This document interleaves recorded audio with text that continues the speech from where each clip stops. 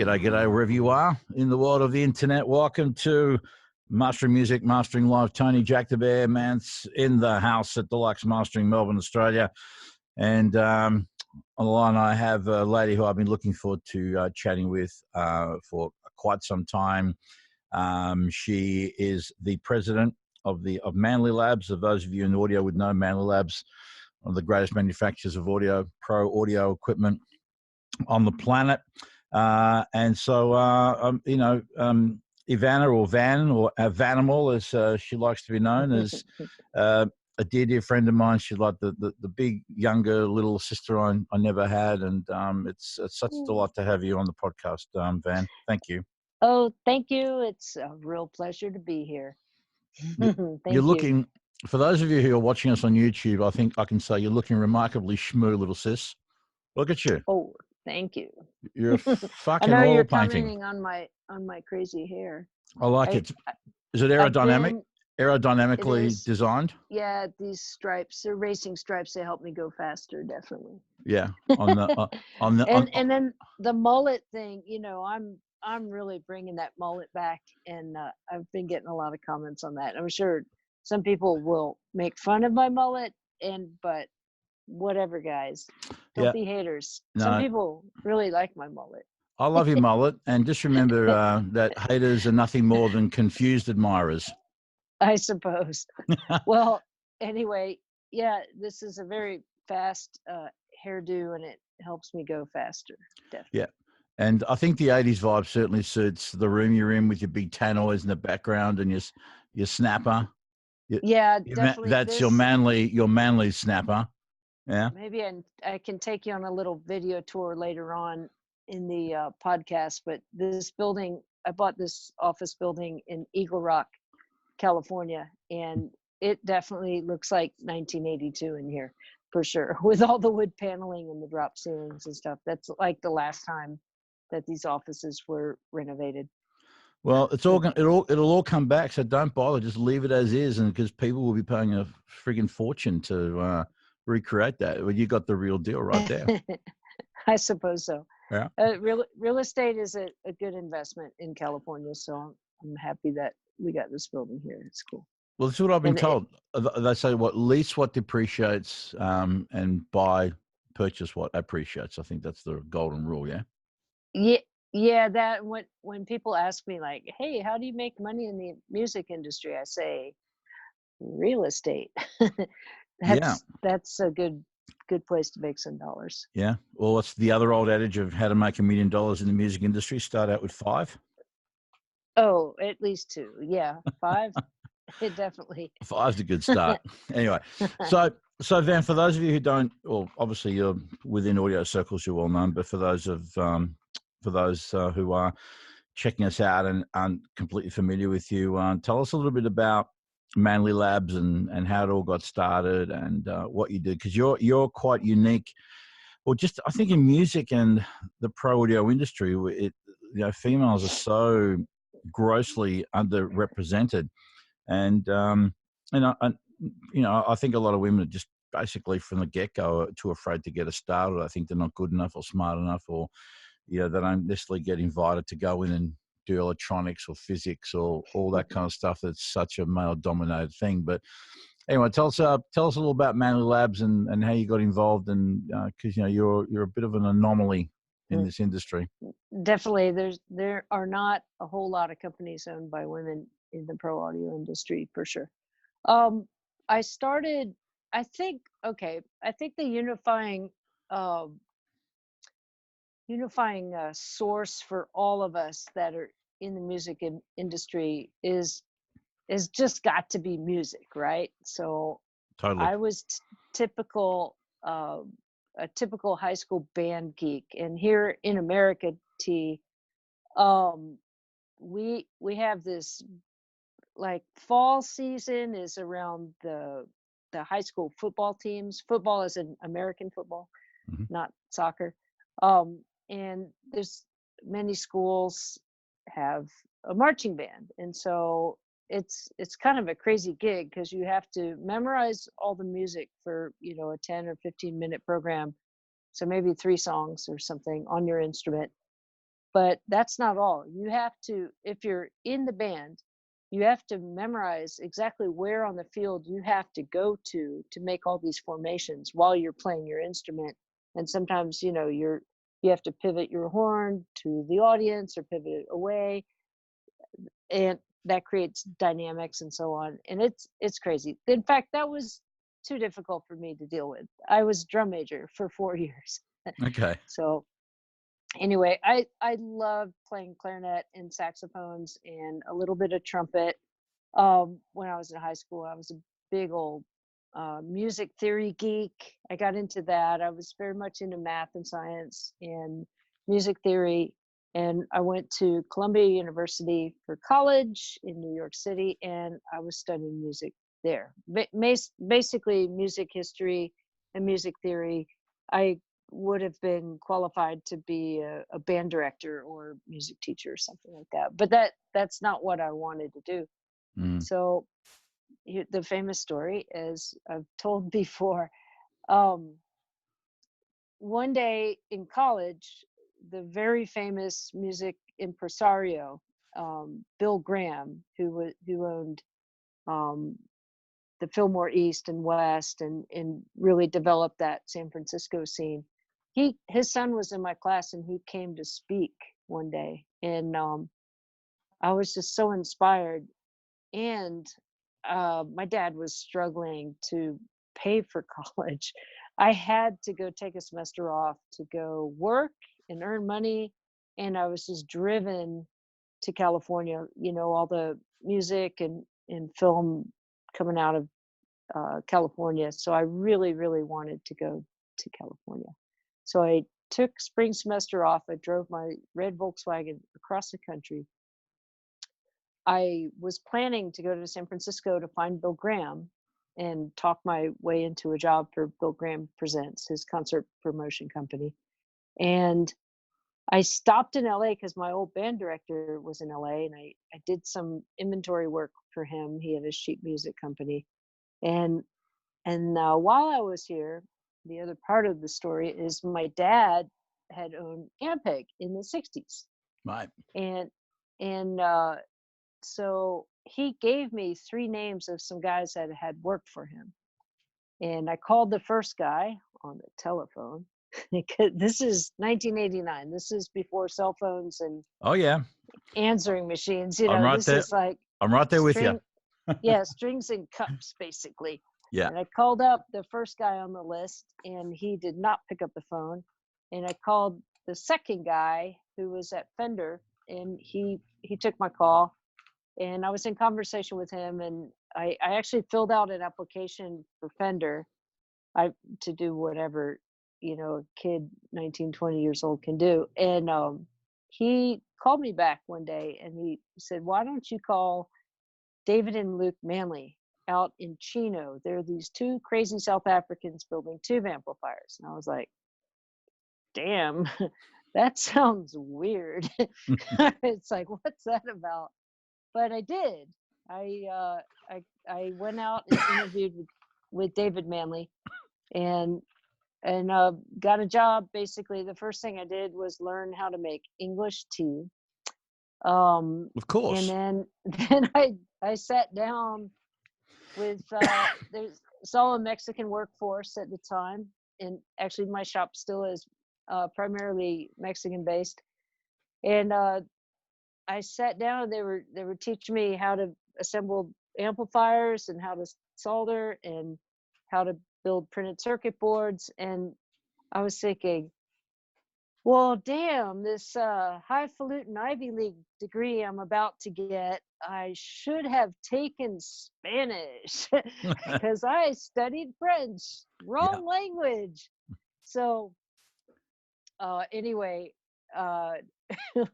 later when I went back to finish my degree, the last class I took was Spanish. So hablo español con la gente, no problema.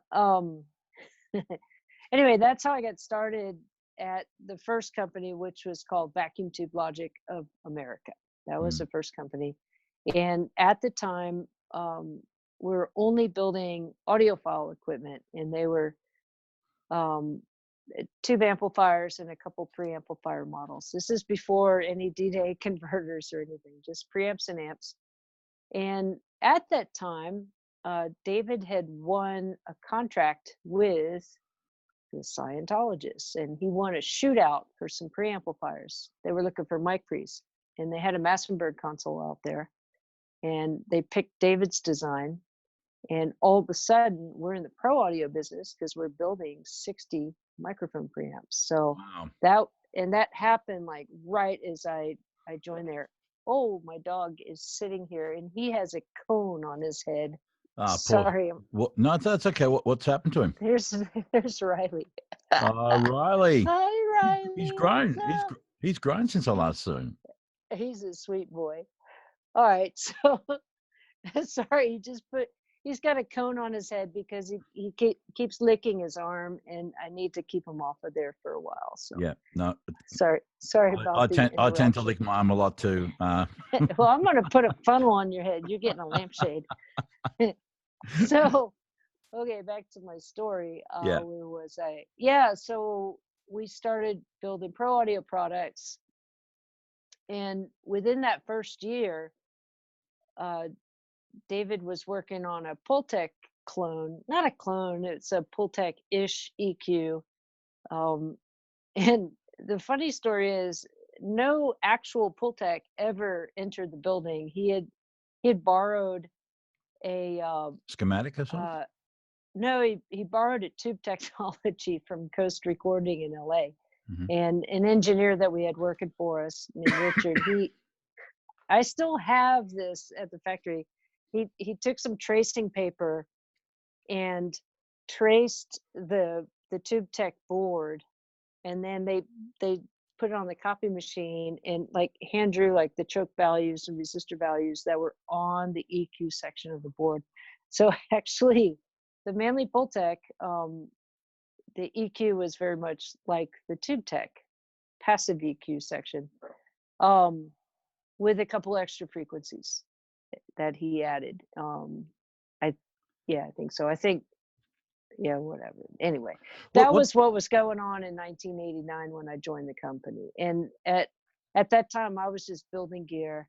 I was starting to learn how to draw schematics, and then I trained some girls to stuff boards, because I was doing that for the company. And then I got them trained up, and then I went back to New York to finish my degree. And then a year later, I came back to California, and David and I got married at that time. And then I started on the QC bench, and I was doing support engineering for new designs. So the thing with David was, he was later diagnosed as having bipolar disorder. So when he was in a manic mode, he could get a lot of stuff done. I mean, all of a sudden there's a Pultec EQ, there's microphones, there's mic pre's, there's limiters, there's, all of a sudden all this gear exploded out of the design lab. And then he would, tape out boards and get, 50 made. And then all of a sudden we're building these, but everything was very rough around the edges. Like there were problems. There was noise, or like he had ordered a non-shorting switch when it should have been a shorting switch. Just stupid things like that, because it didn't really go from prototype to production, or two prototypes into production. It just went boom. Now we're making them. And so I was on the QC bench at the time trying to get all these products working, but then it's like trying to, we're actually selling these things and they're not working really well. So I had to get all that stuff working and get the noise out and make the products the best they could be, really. So that's how I learned about the circuitry. Another thing, like there were no schematics. Like he would just start making the products. And so there's Riley with his funnel head. Yeah. Oh, Riley.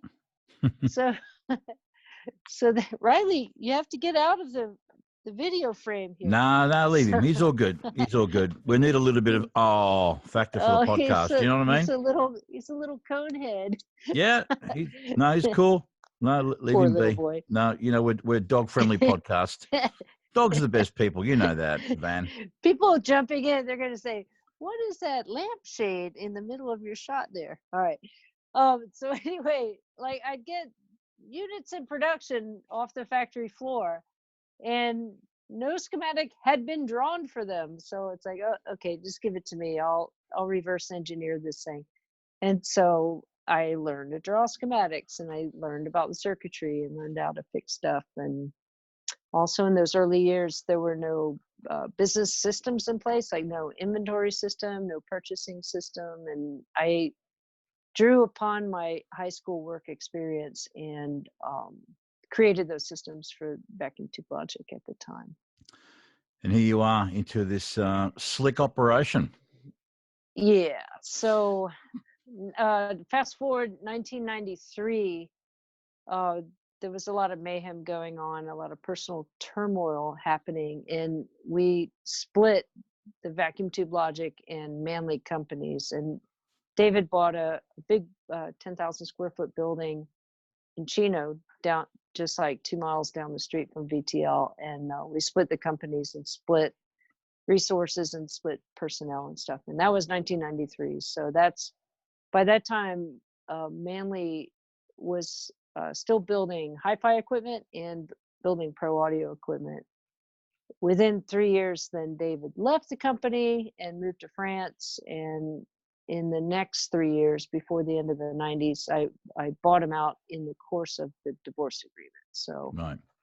he wanted to split, and he wanted to cash out of America, basically. And he had so much stuff like pianos and boats and studio tape machines and there's all kinds of recording equipment. So I helped him liquidate all that stuff and sell everything off and send him all the money, and we split up, and I carried on Manley Labs because that's what I wanted to do, and I felt super obligated to do it because we had all these customers, all these employees, and it was a going thing.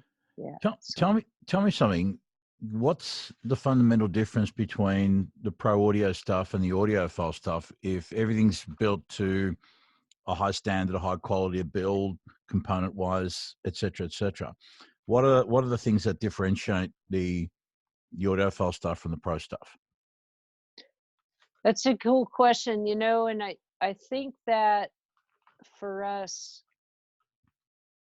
they're pretty similar. We don't go for like an overly tubey or muddy or rolled off kind of sound in the recording gear. And the high fidelity stuff is meant to sound as musical and true as possible without sounding strident or boring. Yeah. And I've always envisioned that the two worlds, the audiophile world and the pro audio world, converge in the mastering studio. And so we've worked forever with guys like Stephen Markison, and we were close with Doug Sachs back in the old days. In fact, his engineer Steve Hazelton actually designed so many of our circuits, like the microphone circuits, and he brought us our favorite output stage, the white cathode follower, and so on. So Steve worked with us in those first couple of years at BTL. Again, that's that mastering influence, So that's the answer. I think tonally we strive to provide the same sound in both the markets, actually. Well, I must say I'm very proud owner of what this. You can probably see it in shot. This Manley custom mastering console that good old Hutch put together for me, and I got a massive passive, and I've also got a customized Verimu up there as well, and love the little customized plates. I just realized that you and I could actually form our own company because my surname is Mads and Manley, so it's if we can make a Mansley or something like that, A that would Mansley. Mansley. We could maybe form a new company and, you know, something that's completely next level. But no, we've had a long association for a long time. I mean, I think Tone E. Yeah, there you go. There you go. See, That's very silly. the birth of Yeah, some we new. could do that. What? Yeah, we'll discuss it after the podcast. But look, we've had a long association, and one of the things I've always respected about you is how uncompromising you've been with the way you've dealt with everybody. You know, this is a world where, well, it's true. I mean, this is a company where people, you know, sponsorships are big, and people want to have their people, you know, like their poster boys for influence and whatnot.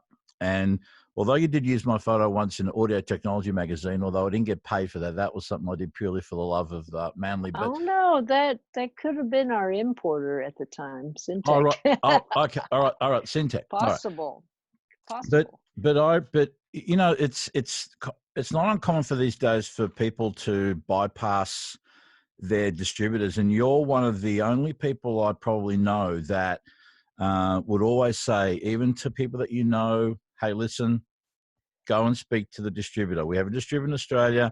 You deal with them directly. They'll get to me. Just, I'm not going to intervene. I don't care who you are. And one of my favorite quotes, I don't know if it's still up on the Manley website, but it was a Q&A from it was a Q&A section, and where someone said to you, do you do endorsements? And you said, Prince. It was Prince and David Bowie. David Bowie. They bought our gear. So what was your name again? Yeah. Yeah. And I thought that's so cool, just in terms of integrity, you know, of how to, you know, of running a company. You know, commonly these days I get these emails like every other day, like, hi, I'm a YouTube influencer. And I'm like, okay, do you want to buy some gear?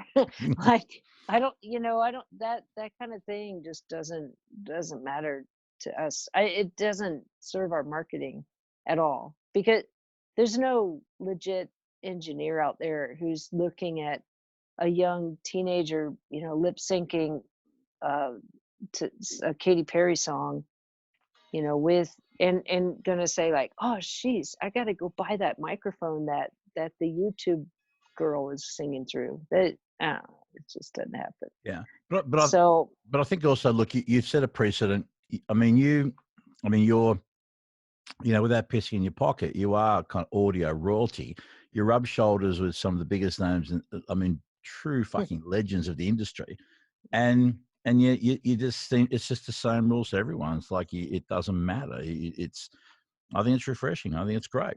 And thank you. And everybody, I mean, look, in marketing, there is occasion sometimes where, and usually it'd be with an existing customer, where we'll say, all right, take Mick Guzowski. Yeah. Mick's an existing customer. He's got a bunch of our gear, and he wanted to check out some of the newer things like the Manley New Mew. And we loaned him one, and he's here in LA, so it's easy. We see him all the time. Yeah. Loaned him a unit, and he's like, oh, damn, I really, really like this unit. Like, it's so good for electronic music and dance music, and listen what it does to the drums here. And he just freaking loves that unit. So, it's like, all right, Mick, and he wanted to buy one. And we came up with a solution like, okay, tell you what, we'll book you for, it's going to take a whole day to fly there and a whole day to fly home. So there's 2 days. And then we're going to do some seminars, and we're going to do some salesman training. We're going to shoot some videos. So we're going to book you basically for 4 days in Fort Wayne at Sweetwater, and create a whole bunch of marketing content. In booking your time for 4 days, basically in trade for this unit. So that's what we did with them. And so it's not an endorsement. And, people are like, hey, I'm famous, give me free gear. It's like, tell you what, if it suits our marketing plan and we can together generate content we could talk about something, but we don't just give gear away like, hey, oh, here, famous person, now you're using our gear. We don't care. That's not what's happening. Well, I think ultimately it's always going to come down to value. I mean, I'm looking to get a sponsor, and it's like, well, there's no good going to see a sponsor of anyone unless you got something of value to a sponsor. So same thing with you, Yeah.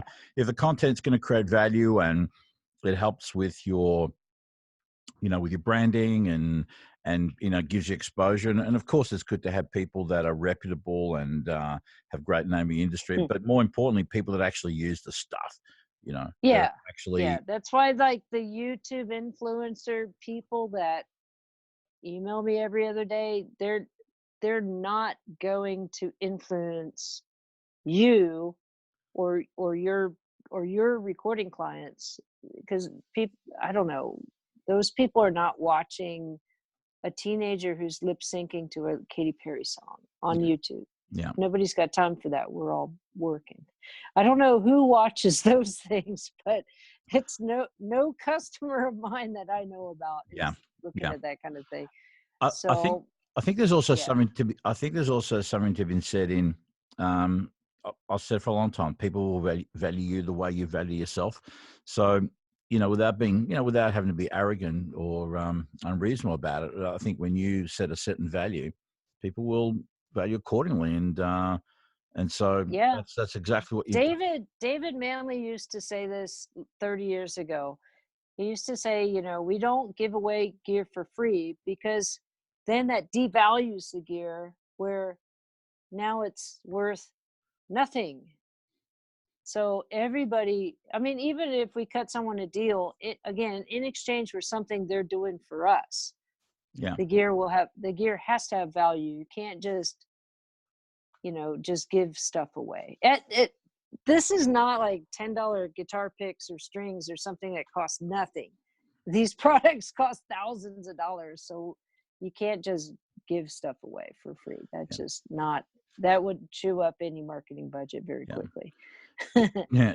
Tell me how you're finding it in this day and age now, with so many more manufacturers on the market and with the advent of more and more digital plugins, and we'll get into the UAD thing in a sec. But how tough is it as a relatively small business to compete these days with a market where, there's just so much more choice available and an incredibly good bang for the buck for that matter as well? Yeah, well, it's been a challenge over the years competing with the super low cost Chinese products. Some of that cost of in the hi-fi world, that the Chinese amplifiers were coming into America, and some of them are quite decent and they're built quite nicely. And then people were looking at our mid-range, like the snapper amp right here. We're like, oh my God, $7,200 for a pair of those. That's so expensive. Where the Chinese ones were maybe $4,000 a pair or something comparable. Mm-hmm. However, those prices are creeping up a little bit, and folks are finally starting to realize again that our products are really reasonably priced. We don't multiply a whole lot from our cost. If something costs something to build, we're only multiplying up a couple times. It's not like hi-fi cable where they're multiplying 25 times up their cost or something just ridiculous. Our profit margins are super slim, and we actually need to charge more for what we're building here, because our costs do keep going up. And then with all the stupid Chinese tariffs and everything like that, that's affected it's affected so much of our cost. Even, for instance, even on American metal, when the tariffs came into place, the American metal suppliers said, oh, you guys are 25% more now? Oh, well, we're going to put up our prices 25% also. Yeah, why not? Right? So our build costs have been going up quite dramatically in the last couple of years. And, we've had to get kind of creative to maintain profitability in the sales channel. And we'll probably be putting up prices pretty soon again. So Just I hate to do it, because if we can charge less for something, we will sell more. I know that. But we also have to maintain profitability level that we can afford to invest in R&D and new products, and we still need to market. And back to your question, sorry. I've got a great marketing team on board with me, centered around my nephew Chris, who originally came to work for me while he was still in high school. I used to call him my little clone, because he also played saxophone and studied music in college. And when he was in high school, he would fly out and spend summers with Auntie Van and learn to build tube amplifiers and put things together. And then after he graduated from college and he came out, he had really developed a great visual eye, with photography and graphic design and stuff. And so I put him on task of all that kind of stuff I used to do, and he turned out, better than I am at that stuff. And what a joy that is. And plus, he's a total grammar Nazi, and his written language is precise and very good as well. So there came a time where I realized, I think I'm holding him back, because he's only ever worked for Auntie Van for all these years. So one day I said, "Hey, Chris, you got to go get another job." But he's like, "What?" And I pushed him out of the company. So he went to work for Rupert Neve Designs. He worked for Josh over there, and he started doing all the U.S. marketing for Rupert Neve Designs and SE microphones as well. And then he eventually expanded what he could do and formed his own marketing company. So I'm really proud of Chris, and he's still. And then when he formed his own marketing company, I was able to rehire him. So back to your question. Yeah, sorry. Yeah, I digressed. No, it's all good. No, it's all good. I think we've got good marketing, so that's one way that we can beat the little guys or beat the big guys or keep selling gears. We're really pushing that, in that the main marketing avenue these days is through social media, through Twitter and Facebook and Instagram. And then the other way we sell gear is through our awesome long relation and integral relationships with our distribution all around the world. So, and how we maintain that is by being truthful and always being honest, and not selling around, agents and things like that. And holding a high standard to integrity. That's what matters. And then we've got dealers and people we've been working with for decades, so they appreciate us and we appreciate them. You still get in amongst the forums too, don't you? You still get in there and stir things up. I owe Gearslut some time. I really do. I've been, most of my public typing exercises and marketing has been through my Facebook page, and I've spent less time on Gearsluts, and I do owe Gearslut some time. I do. Yeah, it's I don't think I've been on Gearsluts for a very long time, because I used to well, I think it was back in my angry days, and I used to get into too many punch-ons with people online. It wasn't while it was amusing and entertaining at the time, and for some people, I just kind of thought, you know what, this isn't serving me any longer. And so I exited, and I let Adam Dempsey, my other senior engineer, who is the voice of reason, and he's techie, and he's very measured and articulate.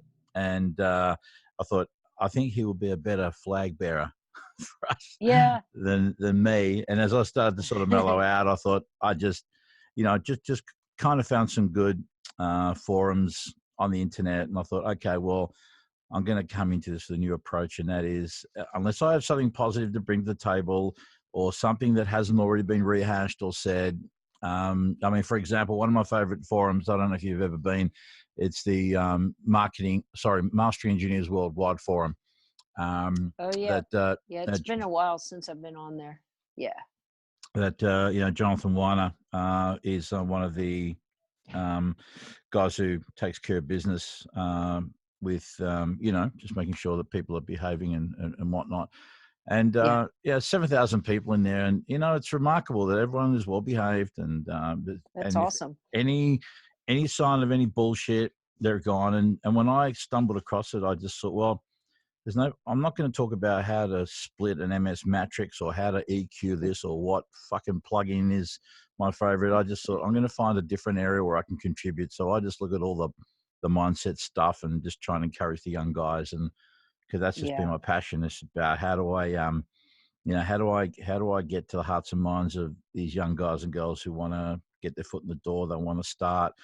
They want to make a name for themselves. They want to create. They want to be artistic and get out of their day job. But the point I'm trying to make is that I thought, well, this time when I get involved in any forum, it'll be only positive, and it'll be where there's in areas or situations that either aren't being addressed by the participants or maybe not adequately, if you know what I mean, or there's not enough information. So just find my niche where I can make a contribution, do my thing, and get in and get out. So speaking of young people, do you know what I love doing here in LA? There are a lot of colleges, a lot of recording students, recording schools and stuff like that, or colleges with recording programs. I love hosting groups of students to come out from local colleges and to do a factory tour. And then because there might be somebody like me who is, a band geek or a musician, and a lot of kids dream about being a recording engineer, but those gigs they're tough to get, right? Not everybody's going to get to be Al Schmidt. So, what I like to explain to the kids is, well, here's geek world, here's electronics.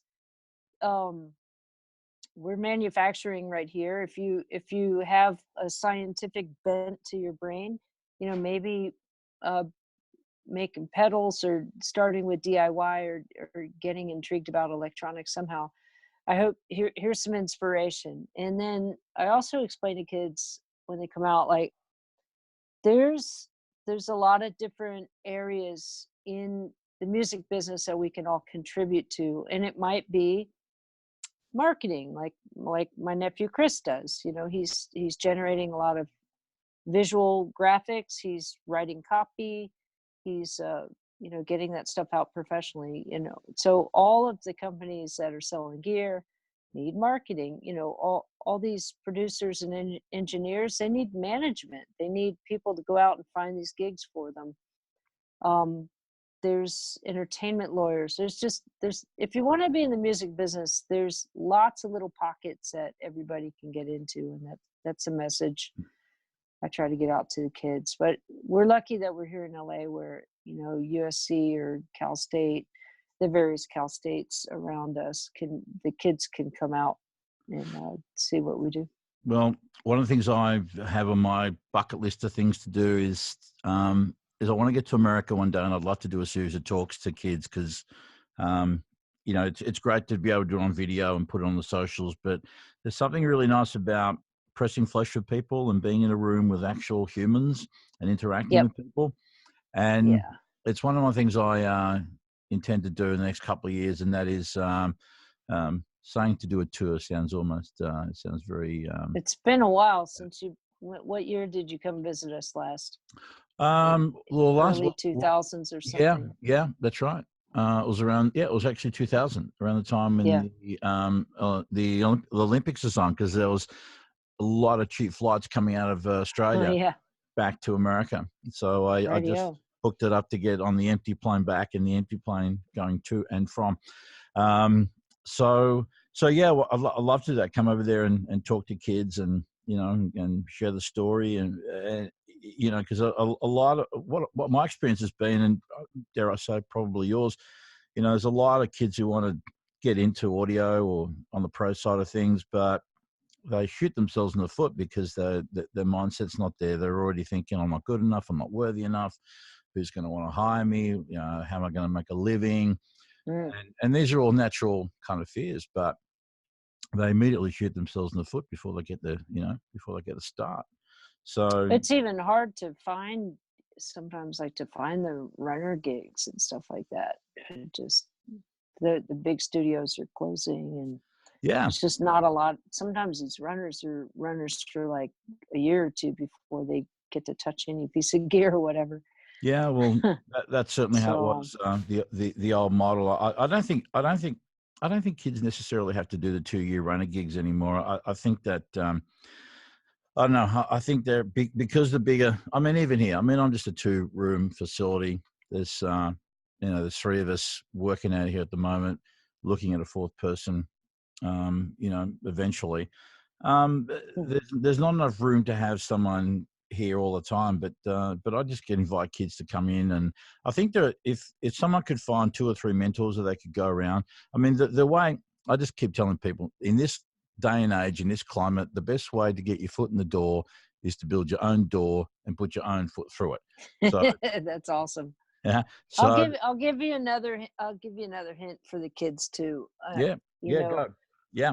Some of us we're so busy all the time doing whatever, especially a small business where we have to, we can't afford to hire, a bunch of executives to take all this off of us or whatever.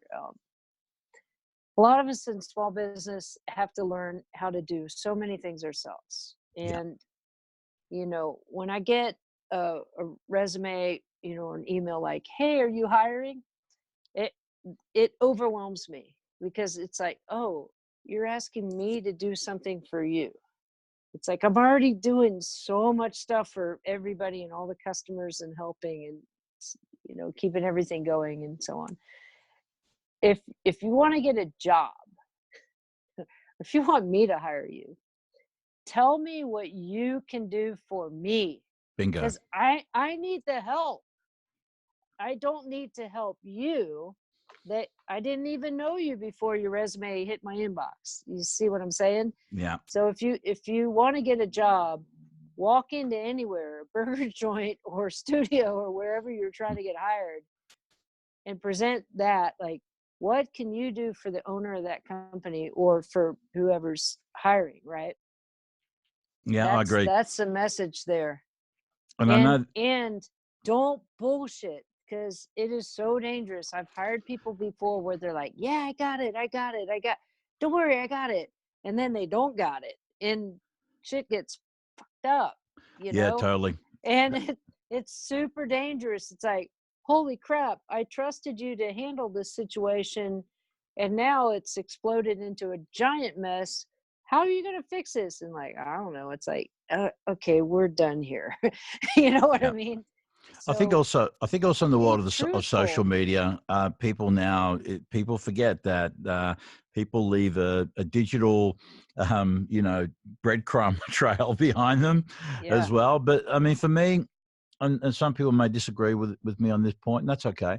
But I've never bothered with anyone's resume. I think resumes are embellished at best and complete utter fabrication bullshit at the other end of the scale. And yeah, it all looks impressive. And I just go on a feeling. If I get a good vibe on someone, then usually that's it. If it feels right, then sure, we'll give it a crack and we'll see how we go, and we'll do it in incremental steps. And I know it's not very scientific, and it may not be the most prudent, or it may not be the way that you learn in college how to run your business, but don't worry, don't bother with resumes. Look, I'll give you an example. I had this kid called Angus.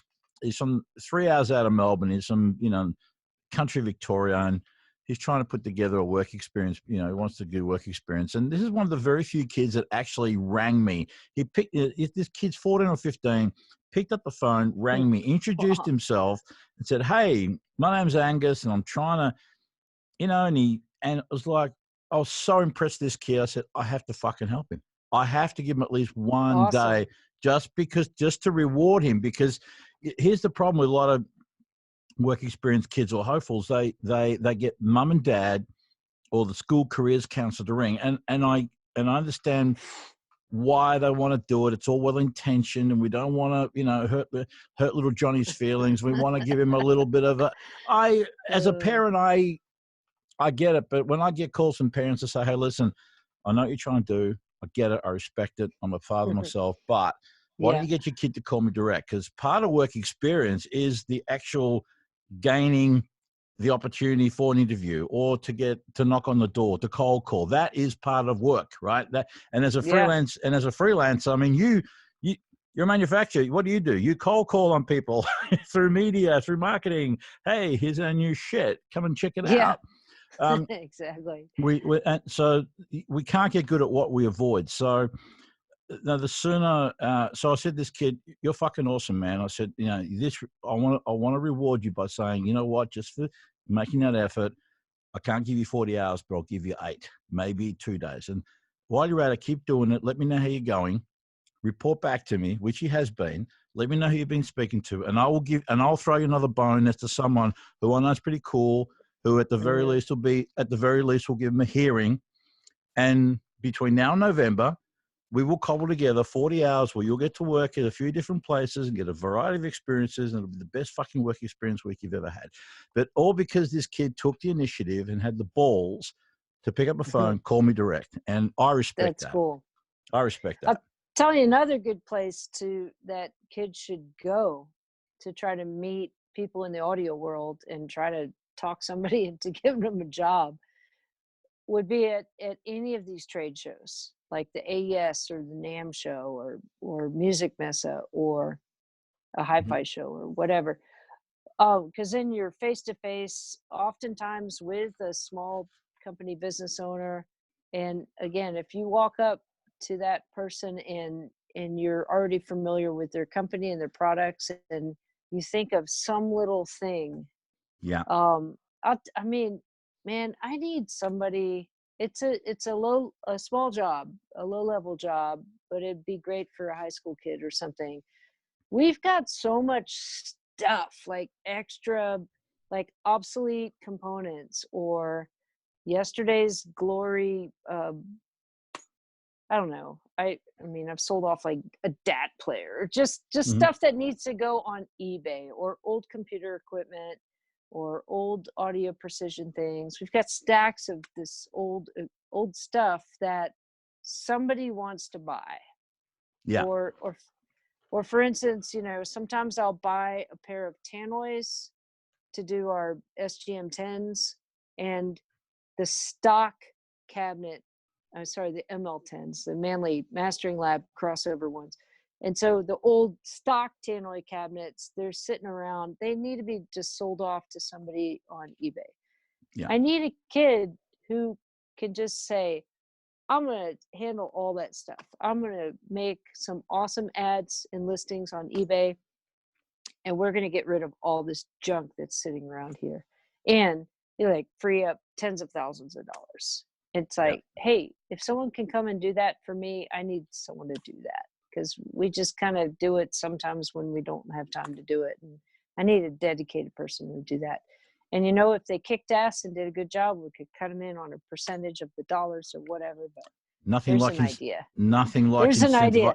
Yeah. And guess what? Every freaking company and every studio, has piles of stuff sitting around that somebody else would probably really love to purchase. So, hey, kids out there, you looking for a gig? Get good at researching, like, what is this gizmo? What is this thing? I need to sell it. Get on Google, figure out what it is, figure out what they commonly sell for. Make some nice listings, take some good photographs that represent the thing clearly, and sell shit on eBay. Maybe I'll do that for you, Van. Give me an excuse to come out. Give me an excuse to come and hang out with you. And as AI starts to take over the mastering business and will put me out of a job, I need a transition plan. Songs for $1.99, right? Or that's how cheaply can you master a record these days? Yeah. Well, you know what? Someone the other day, Oh I get man. I get asked quite often, what do I think about companies like Lander and stuff? And I said, well, first of all, I wish I had the foresight to think of that fucking business idea, because I'd be Right. one rich motherfucker right now. Right. But here's the other thing. I think that everyone has a right to exist in the ecosystem.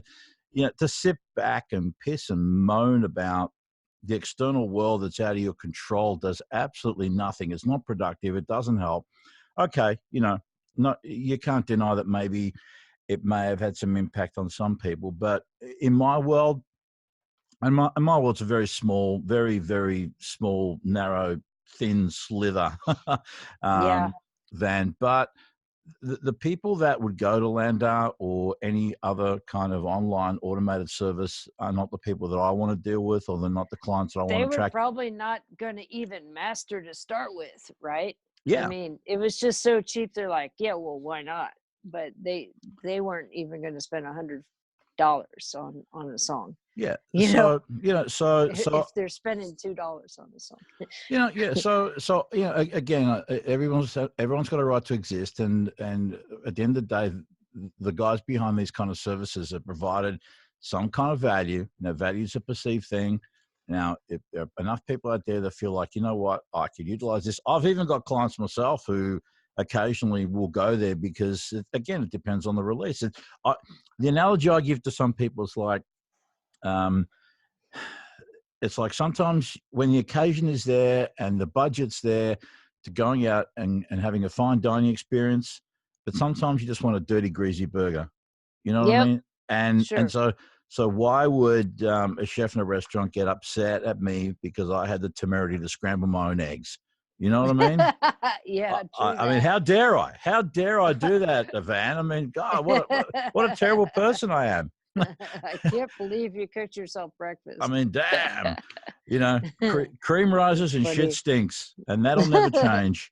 As sure as gravity will be there on Monday morning, because jump off a building and gravity's not going to say, fuck this, it's Monday, I'm taking a sick day off.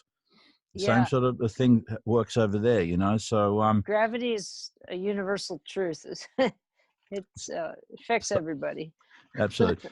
Now, the other thing that affects this segues nicely. The other thing that affects everyone. This is something that if we got a little time just to talk about. One of the issues that's really close to me is the because I see a lot of this in young kids. And no doubt you've seen this a lot in the people that you've dealt with over the years, and you've dealt with a much wider spectrum of humanity than I have. But this, and particularly in the artistic creative world, we've got this huge issue around mental health challenges, addiction Yeah. issues, and stuff. So in your experience, like, what's how are you finding it right now in the current climate, with social media, with I mean, as I said, you deal with people with famous engineers, and you deal with manufacturers and designers. I mean, as I said, way bigger spectrum than I do. But in your experience, how are you seeing the world, and how are you seeing the people that you've just interact with, in terms of how people are coping with life at the moment and dealing with their day to day? Everyone's got their own story, and No I think shit. it's a reminder to all of us before we, get upset or lash out at somebody, that everybody's dealing with something. Yeah. Nobody's got this idyllic life with no turmoil and no problems, or they're not they don't know somebody with problems with something. Everyone's got problems. Everyone knows all their friends. Everyone's got a struggle that's happening.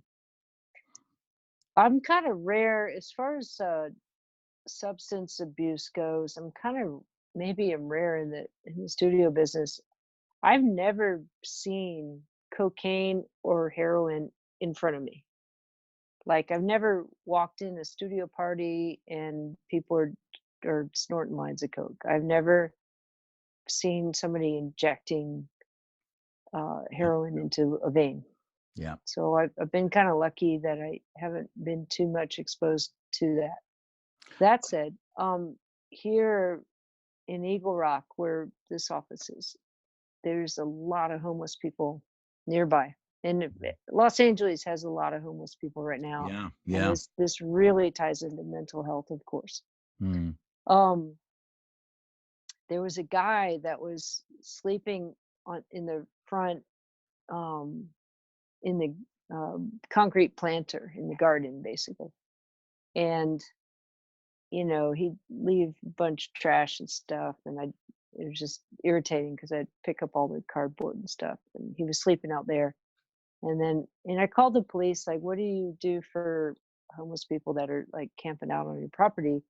And they said, well, it's you just, go out and talk to them and say, hey, it's private property. You got to move it along. And so I went out there when he was out there, and I said, hey, man, you can't like live here. You can't sleep here. You got to move it along. And the guy looked at me. He's like, hey, you're Manley. I recognize you from Gear Sluts. Variable View, that's you, huh? And I'm like, oh, yeah, okay, this guy's not crazy after all. He just recognized me from freaking Gear Sluts. I'm like, yeah, that's me. What's your name? And he says Jimmy, and he gave me Jimmy Wilsey. And anyway, he was real nice and all this. And we got talking. He says, yeah, I'm a musician. I'm a guitar player. Well, I looked him up. He was a famous guitar player. He did Chris Isaac's. He was Chris Isaac's guitar player, and but then the next day he was back, and the next week he was back, and this was last fall. And I'm like, dude, what's going on? And he's like, oh, I'm gonna buy a house and make a studio, and but this guy's like homeless, living in my garden. Okay, so I called buddy engineer of mine who's Chris's engineer, and it's like, hey, this guy Jimmy, he's like homeless and living, and I don't know what's going on with him. And Mark Needham was like, oh shit, man, yeah, we cleaned him up like 3 years ago, but shoot, it sounds like he's fallen off again. And he had a heroin problem. And but man, it was kind of the first time I had been exposed to a junkie. Like, I've just not been up close with heroin addicts in my life. I've just been spared. Anyway, but Jimmy was a sweet guy. He was a really nice guy. But unfortunately, like, I was, week after week when I'd come over here and talk with him, I mean, he was wasting away before my eyes. And he was emaciated, and his clothes were falling off of him. He was just filthy dirty. And by the time December rolled around, it was super sad. He was just sleeping in his own feces. And I'd make him some hot tea or give him some water. He didn't want to eat. um he was always very respectful, and I talked with him. I'm like, Jimmy, man, you can't just live out here all winter. It's just terrible. And he's like, I know. Anyway, one morning I came over here and he was out there. I'm like, Jimmy, you don't look so good. And he was all jaundiced and just, yellow in his eyes. And he was lying down on cardboard. And I'm like, here, Jimmy, here's some tea. Um, I'm gonna come check in on you after. I gotta run out to Chino right now, but tonight I'll come back and check in on you. And I came back that evening, and he was still in the exact same place I left him, just sleeping there in his own feces. It was just really foul. And I'm like, Jimmy, you okay, man? And he's like, no, you call the ambulance? Absolutely. So I called the ambulance, and they came and helped him get up. He was so weak, he just couldn't even stand up on his own. Yeah. And waved goodbye to him in the ambulance, and then it was like Christmas vacation time, and I went to Colorado, and I called Mark Needham and said, "Hey, Jimmy's at this hospital, and let Chris Isaac know and all this." And then Mark called me back, and Jimmy died on Christmas Eve. So Oh, damn.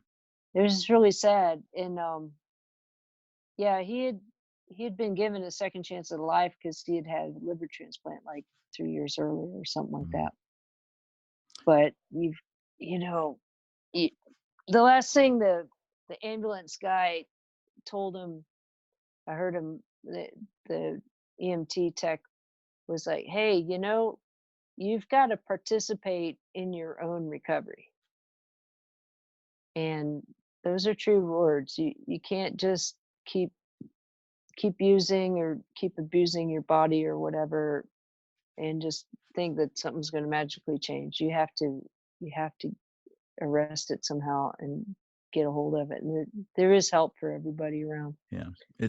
I think the system, as someone that's had a cocaine habit for about 25 years and battle with a lot of my own anxiety and mental health challenges, it's a subject that's very near and dear to me. Mm. So I feel for people like that, and I feel for people of high profile who live. It was only a couple of 2 or 3 days ago that Mike Shipley, rest in peace, brother. It was 6 weeks since he passed. Now, Oh, Mike, right. and for those who don't know Mike Shipley was Robert Mutt Lang's chief engineer and behind Yeah, records of Def Leppard and Shania Twain, and I mean this guy has just done some of the biggest records in history, and this is a guy that people would look at from the outside and go, wow, this guy's living the dream, and in many respects sure. he probably was, but um, when I did speak to Mike on several occasions, and he came out here to Australia because he's from Melbourne, had mother here and whatnot. Would just tell me how the pressure to always keep up and above and be better than the next record and the next record, and because the standard was set, and the fear of if you didn't achieve and kept achieving on that trajectory, that the fear of what would people think of him, and so Sure.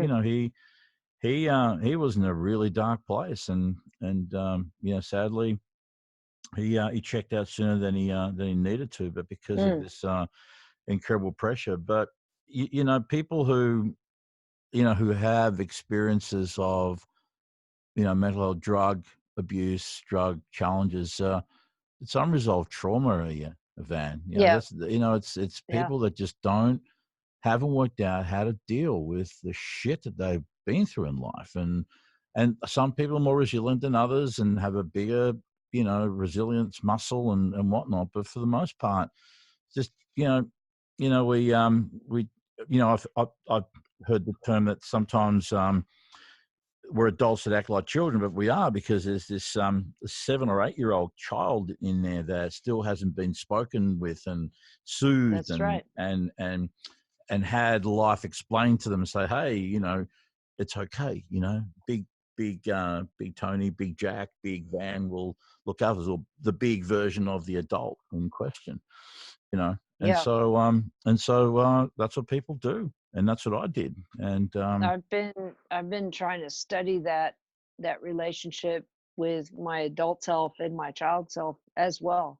I mean, another thing I just heard you say was, just driven by achievement all the time. yeah, Well, I mean, I can think about my own mother. Like I would feel love from her when I got straight A's, or when I was the first chair clarinet player, or when I hit a home run, or whatever.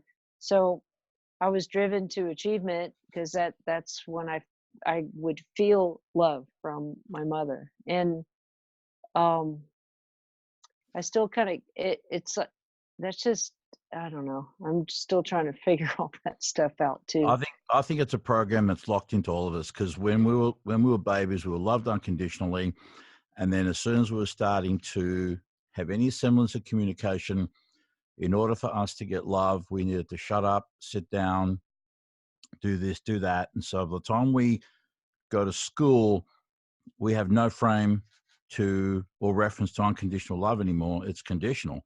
and that wasn't intentional. And that's why you said, when I get straight A's, when I make leader of the band camp and what have you, or when I get, and so people just will dedicate their entire lives and do the most ridiculous, crazy shit. In my case, with my dad, it was, I even married a woman that I was not in love with because I thought that was my last roll of the dice to make him feel like, well, at least my son did something decent in life. He married someone,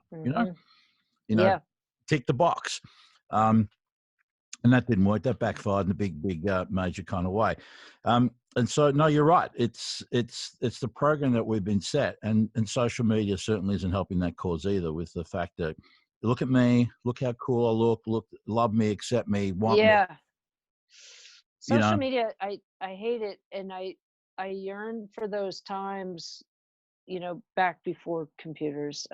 Like I've been obsessing with this kind of dream where I just want to fuck off for 6 months and hike the PCT or something, the Pacific Crest Trail, and just get offline and get off social media. And I figured out about social media, man, it's this insidious electronic dopamine injection system. And so every time, oh, somebody liked my post, it's like dopamine, and and then this whole thing where it's been, our data has gotten sold, and these very clever companies are targeting specific demographics of people. And I just watched that Cambridge Analytica documentary on Netflix. Oh my God, it's frightening, and it's happening again. It's a scourge, social media, but we also love it too because we could stay in touch with our buddies and see what everyone's up to and all that. But oh my God, the loss of productivity for people just scrolling on the phones, and I do it too. And then I fired a kid once for surfing on gear sluts during work hours. I'm like, you're supposed to be testing microphones. You can't just be like cruising around on gear sluts, out. Yeah. But the whole Facebook thing, it's just so addicting. And just worldwide, if we can just imagine how much productivity has been lost to the distraction of social media, it could be 25%. It could be a huge high number, actually, because everyone's got their phones, and oh God, I guess it's a problem. I guess it's like with everything, moderation. As my mother used to say, everything in moderation except for laughter, sex, and vegetables. That was her. And vegetables. That was her. That was the. Hey, listen, Van. We've come. Unfortunately, this has gone by so bloody fast, and unfortunately, we got to cut it short here. But we'll have another discussion soon because we haven't talked about your softball, about your motorbikes, about you travel a lot. So come follow me on Facebook. You can see all those photographs. Because Americans generally are not really renowned for traveling, and especially to where you go, because you go off to the beaten track. I'm off to Hong Kong on Monday morning. I'm flying to Hong Kong. I'm going to be protesting for hi-fi. No, I'm there for a hi-fi show. So we'll be showing off our headphone amplifier there. Yeah, but you've also been to Vietnam and Cambodia. I mean, you've been to places that Americans typically don't really go because they're not always the most comfortable. I'm lucky through this business because we sell this gear all over the world. So there's always a business excuse to go somewhere and visit an importer there, an agent, or customers or something. And I've been super lucky. I've been able to go to all these crazy awesome places. I've not been to Melbourne though. I've been to Cairns and I've been to Sydney, but I didn't make it down to Melbourne. So well, as it's been a while since I've been to Aussie land, so I need to come visit you. Well, you've always got a home here, and unless I get over there first and as I said, I really have this bucket list thing to tick off of. I'd love to go and talk to some of the colleges and universities and audio kids and just talk to these direct. I would love to have that experience of doing that, to interact with, the young up and coming, engineer producers, technicians, designers, whatnot of the future. That's the exciting thing for me, to be able to say one day, I remember that kid, when I met them when they were. I mean, that's what I think is exciting, rather than jumping on someone's bandwagon, so to speak. But anyway, Van, love you. Awesome. Thank you so much. Thank you so much. Thanks, for your time. T. It's been a great chat. Appreciate you, Tony. You're the best, man. Thank you so much for all your inspiration. Hey, thank you. Right back at you. And I'm going to try. Another one of my bucket list goals is I want to get Rick Rubin on the podcast. So I'm going to try and use you as leverage. I cannot guarantee that. No, I was at his studio on Friday. Actually, I was at Shangri-La. I was showing one of my buddies. He's looking for a place to record, and I took him to the West Side and took him to Jackson Brown's studio and took him to Rick's studio, and it was great.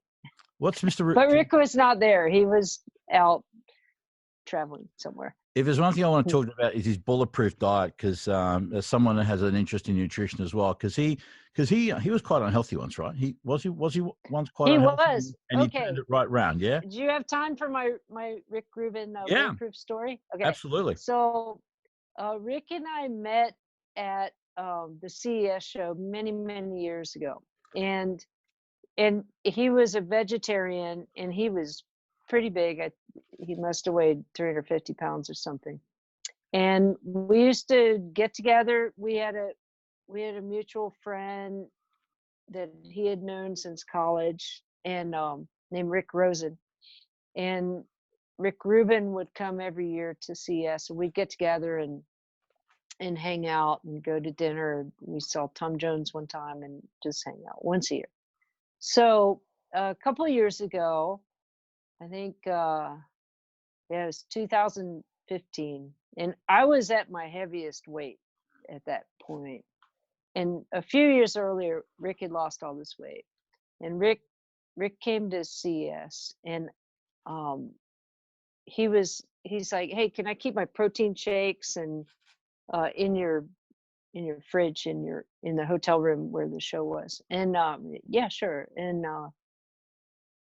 so late in the afternoon, it's like I didn't get out for a lunch. It's cheese and crackers, snacks, and I'm drinking a beer. And then I had dinner that night with Rick, and we go to a fancy restaurant, and I'm just so bloated, and I feel like crap from eating cheese and crackers and drinking beer like at 4 p.m.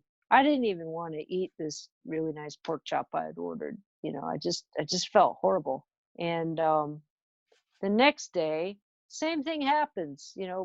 3 or 4 p.m. Everyone's getting a little punchy. Cheese and crackers and a beer, and then my guys order freaking pizza, and then I got a slice of pizza and a beer in my hand. And Rick comes in. Rick, all healthy Rick, comes in to get his protein shake. And I look at what I'm holding in my hand, pizza and a beer, and I look at Rick, and he's got protein. I put that stuff down. I'm like, hey,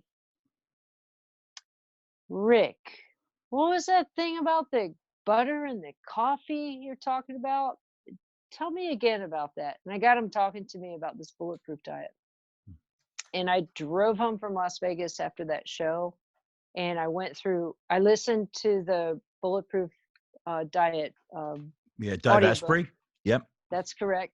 And when I got home, I went through all of my cabinets in the kitchen, and anything with any processed food. I didn't think I ate badly. I ate sort of pretty healthily, but I went through everything. It's like, oh yeah, this barbecue sauce got high fructose corn syrup out, and got rid of everything that was not bulletproof, basically. And I also, at that time, I'm like, okay, hardcore. I can't ingest all this sugar. I can't, be drinking beer. And so 3 weeks between CES and NAMM, I'm not going to have any alcohol. I'm going to go hardcore on this bulletproof thing. And I did. And I lost like 10 pounds in those couple weeks. And that was the mental boost I needed to envision like, oh shit, I can do this. Yeah. Because it was always really frustrating before. Like I'd go work out or I'd go on some diet kick or whatever, but I wouldn't really lose weight. And then it's just like, fuck it. And it was just really frustrating. But Rick changed my life, getting me on that bulletproof diet. And I, in that year, in 2015, I lost 30 pounds over the year. And then I felt so much better about myself. And yeah, it was No doubt you would. It's amazing. Having been through my own weight release journey, it is extraordinary how you feel physically, mentally, emotionally, just how you function, you know, how it affects everything. I was inspired by Rick, you know, when he lost all that weight, the first year when he did, and I saw him, I'm like, oh my God, Rick, you look fucking amazing. That's just, I'm so happy for you. Do you know what he told me? He said, for the first time in my life, I feel comfortable in my own body, in my own skin. And that year, it's just like, oh, I wish I could tell myself that someday. Is I've had body image problems my whole life. Even though I'll look at pictures like when I was in my 30s, I was fine. But at the time, I thought I was, 5 foot wide. Yeah. You know what I mean? It's just it's a universal issue, that one. It is. It's that inner critic in the head. Just I've got the worst asshole living in my head that, I mean, she wouldn't say the things to anybody else on the planet as bad as she tells me. Isn't that just amazing? Our negative self-talk. Asshole. It's the worst. I really read a lot of books. I go to ACA program. I haven't gotten rid of that inner critic yet. I'm working on it, but man, she's a fucking asshole. But she loves you. She's just trying to protect you. Like mom's trying to protect me. Well, right. We'll we'll work on this stuff, but yeah, we will. I gotta think Rick, man, he was so important to my life. He really changed the direction of my life. Just that one day when it just clicked, and he's really helped me. So thank you, Rick. Yeah, no, that's awesome. It's a beautiful story, and thanks for sharing that with us, yeah. All right, Van. Now we definitely got to get out of here because my we're over Nilo, who's been floating around the studio taking shots and whatnot, he's giving me the wind up. We got to get out of here. But love you lots. Love and you. We'll talk to you soon. This should be up on the socials next week or so. Oh shit, that's awesome. Yeah, so I'll be in Hong Kong. Hit me up. We'll send you a link and we'll talk some more. Okay. Great. Thanks, T. Thanks a lot, Van. Love you too, babe. Bye. See ya. Bye. Bye. There you go. EveAnna Manley from Manley Labs. Oh, always enjoyed talking to her. She's such a beautiful soul. Anyway, we're out of here, guys. Thanks very much for watching us and checking us out on iTunes. And I'm out of here, as I say. Please be nice to each other, but more importantly, be nice to yourselves. Love you, fuckers. Good to see you. That, my dear, is the podcast. Tony, we rocked it. Of course we do. We always rock it. That was awesome. That was I think we kept it going lively and interesting. It was cool. Well, it was organic. It was just that's the podcast I like to have. It's just where there's no it's not contrived. There's no 10 Q&A questions and bullshit. And it's people can see that there's connection, whether I know the person or not. I mean, that's the thing. It's just try to bring the most out of people and have something that's organic. Oh, Riley. Riley was a little bored, little cone head. Oh, I can't blame him. Anyway. Now listen, silly boy. Now I've got to get out here because Adam Dempsey's got to be in here. And anyway, listen, when can you and I have another chat? Because I want to talk to you more about this online stuff that I've been doing. So do you want to wait till you get back from Hong Kong? Yeah, it's going to have to be because the next 2 nights I've got gigs at this time at evening. I got dinners and shit. And there's a couple of engineers I do want to see if I can hook up with. Yeah. Al Schmidt, Mike Kaczynski, There's a couple there that I'd love to chat with. I can probably get you Al. I see Al all the time because we have this fantastic studio lunch thing, this audio lunch every Wednesday. He wasn't there today, but there's usually like 50 or 60 awesome people. Well, because I think he would have so many pearls of wisdom to share, maybe a few good stories. Again, just it's these guys who just have great life experience to share, and Al's like usually there. Yeah, so yeah. All right, Dal. I'll talk to you next few days. I'll drop you a line. Thank you so much for availing yourself. It was a beautiful chat as always. Cool. All right, darling. All right. See you again. Love you. Yeah, let's 2 weeks, just hit me up and we'll do another Zoomy Zoom. Okay, just for us, for our own consumption. Yeah. You bet. All right, darling. Love you too, babe. See ya. Bye. Bye. Bye.